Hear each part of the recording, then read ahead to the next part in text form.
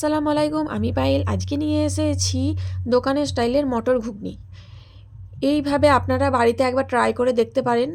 প্রথমে কড়াতে আমি কিছুটা পরিমাণ তেল দিয়ে দুটো লবঙ্গ, একটা তেজপাতা ও 1 চামচ গোটা জিরের ফোড়ন দিয়ে এখানে একটি বড় সাইজের পেঁয়াজ কুচি নিয়ে ভালো করে ভেজে নিয়েছি। পেঁয়াজগুলো লাল করে ভাজা হয়ে গেলে 1 চামচ নুন, হলুদের গুঁড়ো, লঙ্কার গুঁড়ো, জিরে গুঁড়ো দিয়ে ভালো করে মশলাটাকে তেলের মধ্যে ভেজে নিচ্ছি। এখানে মশলাটা তেলের মধ্যে ভাজা হয়ে গেলে আমি এখানে 1 চামচ আদা রসুন বাটা দিয়ে ভালো করে মশলাটাকে কষিয়ে নিয়েছি, মশলা যাতে গন্ধটা চলে যায়।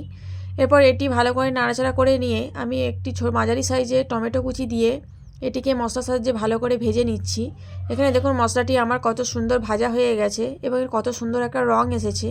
এরপর আগে থেকে সেদ্ধ করে রাখা আলু ও মটরগুলি এর মধ্যে দিয়ে ভালো করে কষিয়ে নিচ্ছে। আমি এখানে আলু ও মটর আগে থেকে সেদ্ধ করে নিয়েছিলাম। এখানে আলু মটর মশলাটির সঙ্গে ভালো করে নাড়াচাড়া করে কষিয়ে নিলাম।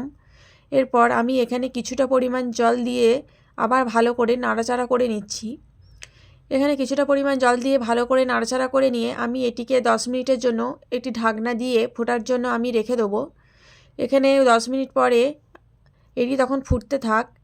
এরপর আমি একটি কড়াতে 1 চামচ জিরে, 1 চামচ ধনে ও দুটো তেজপাতা দিয়ে আমি একটা মশলা বানিয়ে নিয়েছি।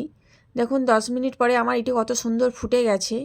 এরপর এর মধ্যে আমি সেই ভাজা মশলাটি দিয়ে আবার নাড়াচাড়া করে নিচ্ছি। এরপর কুচিয়ে রাখা কিছুটা পরিমাণ ধনেপাতা কুচি এর মধ্যে দিয়ে আবার ভালোভাবে 5 মিনিট নাড়াচাড়া করে নিলেই আজকে তৈরি হয়ে যাবে দোকানের স্টাইলের ঘুগনি। এটি খেতে খুবই সুন্দর হয়েছে।